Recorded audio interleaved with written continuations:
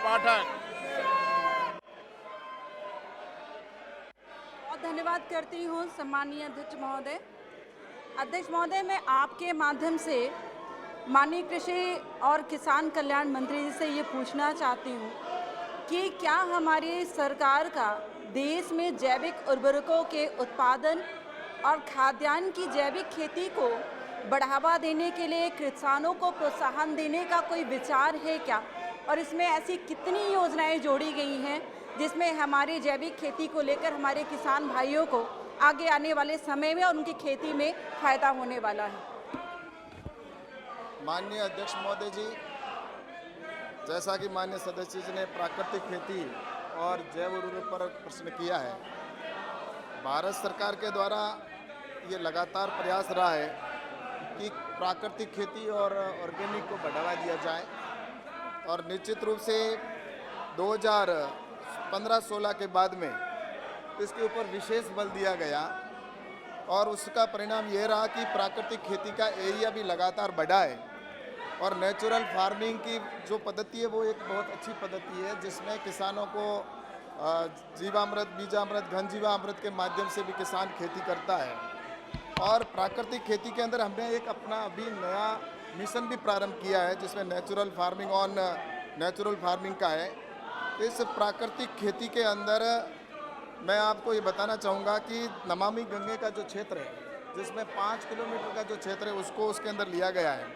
और आईसीआर के द्वारा भी इसमें एक सिलेबस के अंदर भी इसको डाला गया है कि सिलेबस के अंदर नेचुरल फार्मिंग को किस तरह से बढ़ाया जाए और उसके अंदर कृषि विज्ञान केंद्र है उनके अंदर विशेष क्लस्टर के रूप में भी उनको तय किया गया। कुछ कृषि विज्ञान केंद्रों को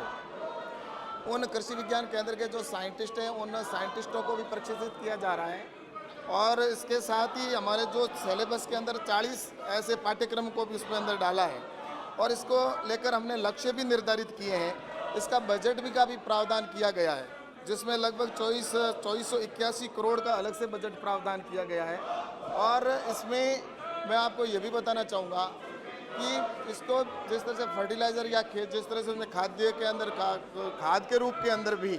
इसमें 25 जैविक उर्वरकों के इकाइयों का भी तय किया गया है। इसके अंदर जो इकाइयाँ लगाते हैं उनको सब्सिडी का भी प्रावधान किया गया है ताकि इसके ऊपर ज़्यादा बल देकर और इसके ऊपर ज़्यादा से ज़्यादा प्रयास किया जा सके।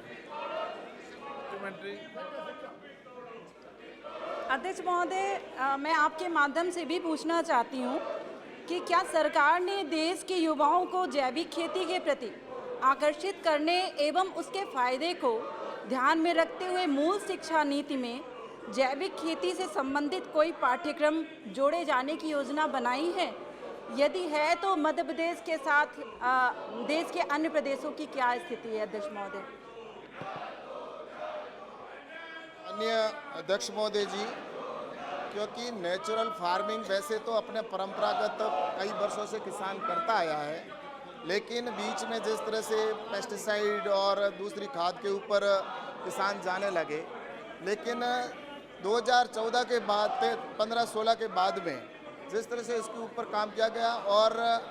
अभी जैसा कि नेचुरल फार्मिंग जिसमें बीजामृत है, घन जीवामृत है, उसके ऊपर विशेष ध्यान देकर और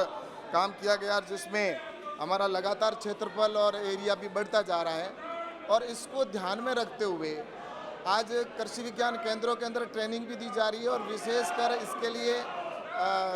जो हमारे साइंटिस्ट हैं उनको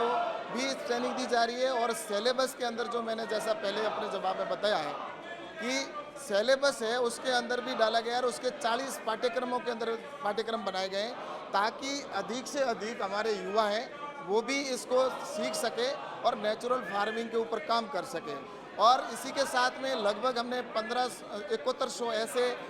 स्टूडेंट हैं जिनको भी हमने अलग से ट्रेनिंग दी है ताकि वो मास्टर ट्रेनर के रूप में जाकर अलग अलग गांवों के अंदर जाकर किसानों के खेत में जाकर भी वो ट्रेनिंग दे सके और साथ ही वो साइंटिस्ट हैं जिनको भी अलग अलग हमारे लगभग 20 ऐसे अखिल भारतीय स्तर पर प्रोजेक्ट भी चयन किए गए हैं ताकि उनके ऊपर रिसर्च करके भी रिसर्च किया जाए और निश्चित रूप से इसके अच्छे परिणाम आ रहे हैं और इसके परिणाम के स्वरूप ही ऑर्गेनिक और नेचुरल फार्मिंग के अंदर उत्पादन में भी कई ऐसी क्रॉप आई है जिनके अंदर हमें यील्ड में भी वृद्धि दिखाई गई है। तो इसके ऊपर विशेष बल हमारी सरकार की ओर से प्रयास किए जा रहे हैं और नया पाठ्यक्रम है उसमें भी हमने शामिल किया है।